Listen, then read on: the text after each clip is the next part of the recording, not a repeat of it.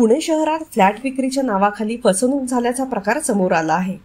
फिर्यादी श्रीहरी गंगावणे यांनी पोलिसांकडे दिलेल्या तक्रारीनुसार राजेश चौधरी यांनी व्यावसायिक कारणावरून फ्लॅट विक्रीचे आमिष दाखवून रक्कम घेतली। व्यवहारानंतर फ्लॅट न देता संबंधितांनी तक्रारदारांशी संपर्क तोडला।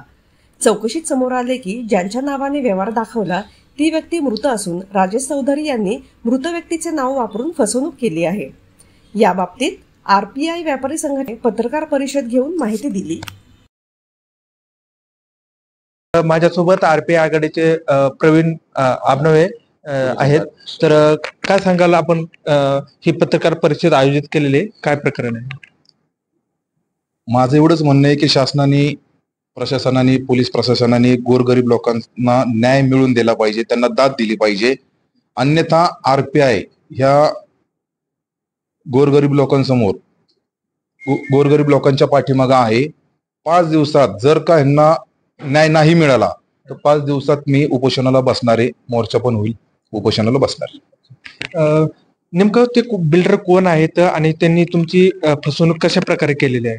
बिल्डर हा राजेश चौधरी आहे, जातीने बहुतेक मारवाडी आहे। त्याने आपल्याला, आम्ही गरीब आणि अपंग असल्यामुळं आणि जातीनं महार असल्यामुळे ह्याच्यामुळं जाणून बुजून केलेली ही आहे, खेळी असले।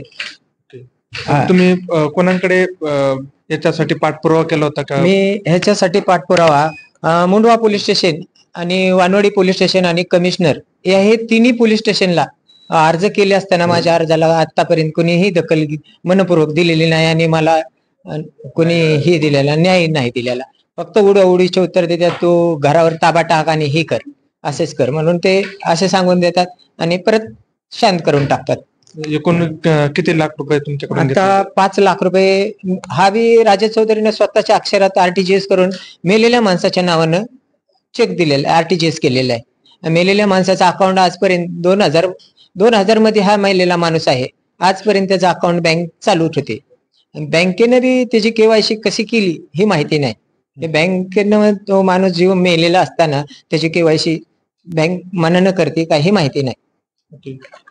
तुमचं पुढचं पाऊल काय असणार आहे या बाबतीत? पुढचं पाऊल, न्याय नाही मिळाला तर उपोषणाला बसणं गरजेचं। गरीब लोकांना आरपीआय नेते रामदास आठवले साहेब यांच्याकडे मागणी केली नाही का तुम्ही?